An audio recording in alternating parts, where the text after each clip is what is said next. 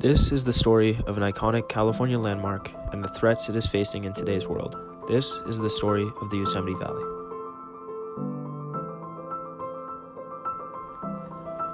Over 150 years ago, in 1851, Yosemite National Park, called Ahwahnee by the Native Americans that inhabited it, was first explored by non-natives. Thomas Ayers, an artist of the California Gold Rush era, was responsible for creating publicity about the Yosemite Valley through drawings like this, that brought the beauty of the area to Americans across the country before photography had been invented. In 1864, President Lincoln signed into law a bill that enacted the Yosemite Grant, which was the first case of the federal government setting aside land specifically for preservation. This led to the eventual creation of the National Park Service.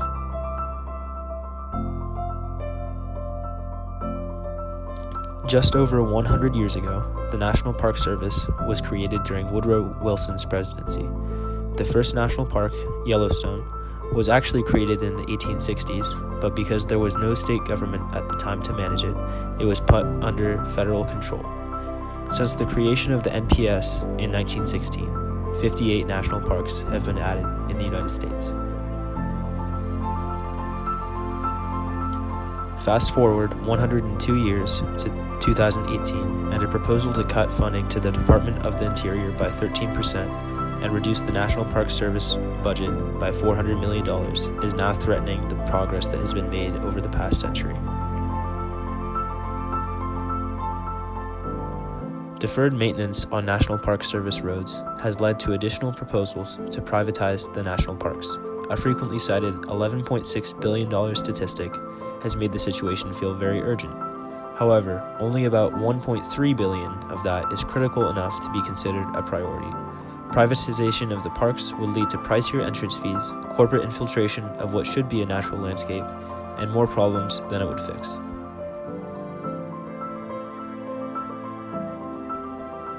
Increasing park fees has shifted the majority demographic even more, making it wider and wealthier.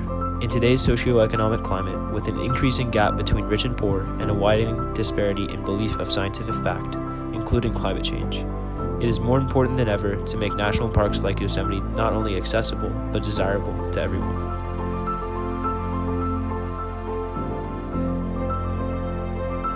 Personally, visiting Yosemite was something I will never forget and reframed the way I look at nature. If current trends continue, Yosemite and other national parks like it will be out of reach to many Americans who may benefit the most from visiting. National parks keep the issues of conservation and preservation at the forefront of our attentions, as they should be, especially in today's world.